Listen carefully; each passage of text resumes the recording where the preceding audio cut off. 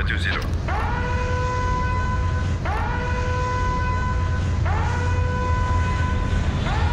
Oke, ini dia. Ini dia Haji. Ini nih ya. Kunci di map pertama tuh Betul. penting banget karena apa namanya, lu bisa nge-up mental lu ya di saat game pertama ini. Gimana caranya lu bisa mendapatkan poin semaksimal mungkin, dan ini kemungkinan terbesarnya adalah lu bisa mendapatkan yang tadi gue bilang mental ya kan, mental boosting yang mana nanti juga bakal berpengaruh ke permainan-permainan lu selanjutnya, karena sekali lagi buat kalian juga yang mungkin belum tahu, ini bakal ada 6 ronde. 6 di mana ronde. mapnya sendiri ada Bermuda, Purga, Tori, dan juga Kalahari. Kalahari, terus diulang. Oke. Dan yang sudah sangat mencuri perhatian saya nih map atas, Pak. Map atas tuh diisi masih dengan tim-tim dengan segala proudnya. Ada Louvre King Ya. di sana, terus juga ada First Raiders juga, dan juga EVOS Esports di sana. Iya, yang menarik menurut gue ini beda dari liga kemarin, yang mana kalau seandainya orang-orang menghindari dari jarum 12 atau jarum 11 bahkan 10 Oke, yang ada di Bermuda, ini penuh Bodo amat banget, ya. udah di atas. Wow. Bahkan di jam 1 sampai jam 2 di area mil tadi ada juga, Pak. Ada juga. Ada Jadi juga. kemungkinan terbesarnya mungkin untuk fase early di mana 1-2 menit sebelum apa namanya zona mengecil atau bahkan mengecil, ini nggak akan terjadi terlalu clash yang bakal mematikan ya harusnya. Enggak. Karena memang Tapi nggak mungkin juga karena nggak nutup juga, karena lu tahu sendiri rotasi dari observe ke Bulls itu gampang banget pakai launcher ya kan. Iya, pakai launchpad ya. Kayak Shipyard, Bullseye, Graveyard, dan juga Observatory itu satu kesatuan yang nggak mungkin lepas ya. Jadi Lepas. nggak boleh lengah dan nggak boleh berlama-lama di sana, boleh gue bilang. Iya, itu udah kayak saudara kembar gitu ya kan. Betul, Terikat betul. ya nggak sih? Betul. Dan yang sudah terlihat di minimap juga kalau lo perhatiin sebenarnya jarak mereka sangat capable. Ini dia, Move karena Mio sudah ada tembakan-tembakan panas datang dari Kapten Halcyon, bersiap untuk memantau di Yap. depan. Firing pun datang lagi ke arah Black, di mana Black udah cukup sekarang ternyata sudah terjepit Amek dari samping. Melihat seseorang dibuka gluol untuk membuka jalan. Amek masih dengan satu AN94-nya saja. Coba adu lawan seorang Kapten Halcyon dengan AWG-nya. Udah jatuh satu orang. Amek pun sudah sulit untuk tertolong. Amek malah akhirnya akan menjadi korban kali ini. Yap, dan kalau gua rasa ini bakal susah banget buat member-member dari Aura sendiri untuk follow up Ameknya sendiri ya. Ya. Karena memang apa namanya dari Aero sendiri juga udah mulai standby. Ini dia ada Kapten Deadly. Bakal coba lari. Wow. Teman-teman udah berhasil kenal ada dua orang sekaligus. Bakalan menjadi api yang terbakar. Aura Fire is here. Mencoba mencari sisa player dari Aerowolf di depan. Aerowolf Pro Team sini masih ada Bang dan juga Jan yang tersisa. Sementara firing terjadi dari arah bawah. Bagus banget posisi Phil dengan EP5-nya. Sehingga berhasil menjauh seorang Bang. Misalkan Jan saja. Last man standing di sini. Membuka Jans memanfaatkan kesempatan untuk melarikan diri atau tidak bisa selamat dari bakarnya api. Ya, Aura. tapi kayaknya nggak akan di follow up karena gua ngelihat dari membernya sendiri, dari Aura Deadly sendiri, dia nggak coba untuk follow up ya. Oke. Dan gua rasa jadi satu nafas panjang buat Aero karena game pertama Game jangan pertama. sampai Jangan sampai di bawah banget lah, tusun Pak. banget ya. Iya. Dan so far Aero tadi cukup baik sebenarnya di awal permulaan, yang mana dia juga berhasil mendapatkan Ame ya kan. Cuman Betul. memang follow up dari bawah nggak secepat dari follow up Aura sendiri yang tadi Betul. jalan dari atas. Bahkan tadi Piu juga udah sempet ngeflank dari bawah. Iya, Wow. jadi posisi dari Piu juga bukan tanpa alasan dia di Bukan tanpa bawah alasan. setelah melihat adanya Amek yang terkena knockdown gitu ya. Dia Hey. tunggu arahan. Oke, berpindah sedikit ke arah tengah map. Sudah ada area pick yang terisi oleh beberapa orang yang sedang melakukan pergerakan, Pak ya. Iya benar, ada kalau dari minimap ada Louvre yang coba untuk naik ke atas, menyisakan satu di belakang. Nggak, Mungkin ini coba Lynx, untuk Pak. Lynx ya. Iya, ini Lynx nih, bos. Kebiasaan di Kebiasaan ya. FFML ya kan. Ini- Kalau L gue kayak udah ngerasa Louvre. Ternyata ada dari komunitas. Lynx nih, bos. Jadi kita harus mulai Link nih, terbiasa bos. ya. Mulai terbiasa dan Mantap.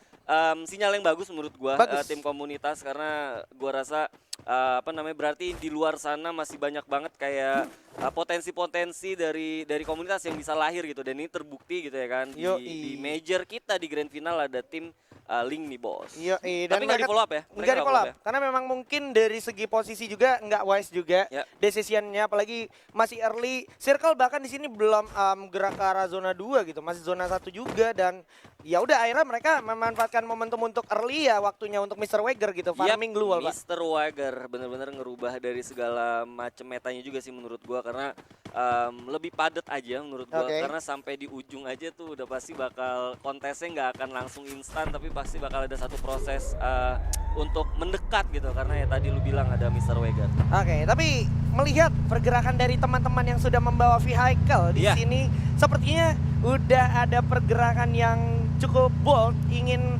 berpindah rotasinya, mengamankan area teritori yang bisa dibilang cukup menjanjikan, di mana kalau kita bicara tengah map tuh patahan-patahannya selalu membuat cerita tersendiri ya Pak. Iya bener banget, tapi ya itu lagi kalau seandainya kita ngomong agresivitas di poin sistem yang sekarang itu penting banget. Betul. Jadi nggak bisa kayak lu murni harus defensif. Gimana caranya lu juga punya satu mekanis dimana kalau seandainya lu ngelihat orang dari jauh pun itu bisa lu langsung follow up dan minimal dapat kill dari kontes tersebut gitu. Ini Jadi dia. jadi nggak bisa kayak lu punya objektif gimana caranya harus masuk langsung ke dalam. Tapi nggak apa-apa. Nggak Kalau apa-apa. seandainya memang 12 timnya role-nya seperti itu Betul. atau metanya seperti itu akan masuk. Akan Tapi kalau masuk juga seandainya ya. kita ngelihat tim-tim dengan agresivitas tinggi kayak misalnya tadi Link nih bos lu bilang ya kan dengan statistik yang juga udah ada, The belum kita Prime tahu gitu ya. ya The Prime sorry, belum lagi kita ngomongin EVOS juga ya Betul. kan yang memang mereka juga punya atribut itu. Betul. Buat tim-tim yang defensif ini bakal jadi satu satu Challenging ya. challenging dan gua rasa juga bakal jadi satu kerugian sih menurut gua. Iya. Jadi intinya tetap ada benefit tapi ada kerugiannya juga. Sementara kalau gua boleh singgung sedikit, di pinggir-pinggir map juga banyak yang sempat tadi mengamankan diri ke Pulau Sentosa. Tadi Benar. bahkan kayak rotasinya boleh gue bilang cukup damai lah. Dia nggak ketemu satu tim pun, jadi bisa dibilang itu cukup menjanjikan apalagi masih early gitu, masih ronde-ronde awal gitu. Bener banget. Nah, mumpung masih ronde-ronde awal, ayo langsung dipanggil teman-temannya buat Nah, nonton. Karena kita nobar punya ya. apa? Kita punya apa? Kita punya apa? Redeem Kita code. punya redeem code kalau kalian bisa achieve di 350.000 viewers yang secara bersamaan, Pak. Itu dia Alvaro bundle kapan lagi ya kan lu bisa Bah. dapat. Kita terakhir kasih bundle tuh kalau nggak salah waktu pas udah lama banget. Udah 3 lama ya. banget ya. Dan, Dan ini ada lagi. Alvaro ini menurut gua lagi tune in banget sama Tune in meta banget sekarang. ya. Karena kan Grenade udah ada timingnya. Bener. Alvaro skillnya ya kan Iya. buat meledakin Grenade durasinya jadi lebih besar gitu kan. Langsung Nah, lebih besar. Jadi kayak penting banget nggak sekedar cuman buat spamming doang, nggak Betul. distraction, tapi karena lu pakai Alvaro jadinya malah dapat impact atau dampak secara instan juga. Yo, itu Wow, dia wow, firing wow, pun wow. sudah datang dari arah OG. Nah ini Ya, seru nih, iya. 2 tim yang lolos dari open kualifikasi, ada The Yoi. Prime dan juga Lynx, tapi di atas gue masih ngelihat walaupun minimapnya malu-malu, tapi gue ngeliat tadi ada pergerakan masih ada dari RRQ Itu juga. kalau nggak salah ini dari RRQ. RRQ atau dari First Rider. Ya bisa jadi, karena Yes. First Rider juga masuk tadi menggunakan vehicle juga. Betul.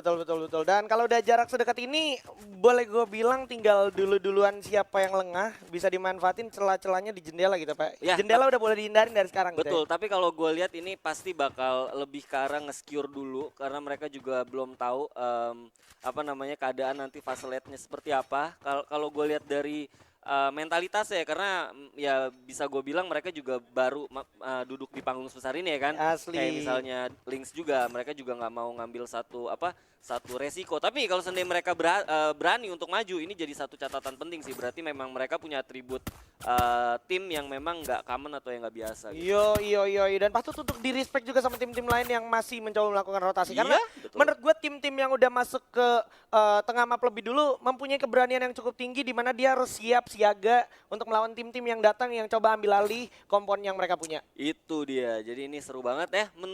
Masih sesuai dengan prediksi gua tadi karena kalau lihat dari spraynya atau penyebaran dari tim-tim yang ada di fase turun tadi, ya ini yang akan terjadi gitu ya kan. Yes. Gue masih nunggu sih beberapa tim yang tadi kalau kita lihat The Prime dengan statistik yang cukup agresif, tapi mereka coba untuk nerapin permainan yang cukup defensif. Nah gue penasaran ini dari sisi EVOS sendiri seperti apa, apakah mereka masih coba untuk nahan di luar, nunggu info boxnya di zona ketiga ya kan, apakah terus dia pakai vehicle, atau sekarang mereka juga udah lagi on the way something ke satu map yang memang udah ada orang ya. kalau gue lihat dari circle putih yang sedikit terlihat di arah minimap, Ya. ini sepertinya mereka akan melakukan pergerakan juga dari teman-teman The Oh. Prime. Bakal langsung di firing aja oleh Vince dari arah atas lantai 2. Lah, di depan udah ada tim lain. Harusnya bakal di firing sedikit lagi. FM. Pakai kok bunda.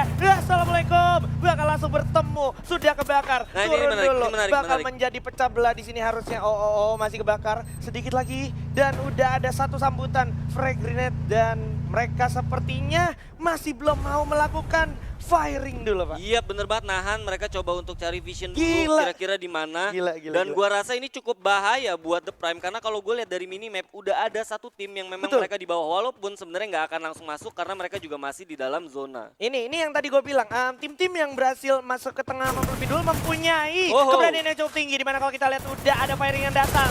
Siap, satu kamar berempat. It's Wow. okay bro, masih ada blue wall. Oh Awas, my God. ada Ergo selain harus kenok dalam playzone. Limsy dari belakang. Wow, Awas, satu orang. masuk ke dalam. Dik sudah berhasil loncat dengan ada beberapa. Oh my God. Masih ada Mampues juga, kehilangan 2 orang. Masih ada Joker dan juga Mampues. Wow, satu-satu. Harus terkenok dan juga menyisakan 1 orang aja Joker. Oh. Shot, 1 kill di sini dari The Prime OG.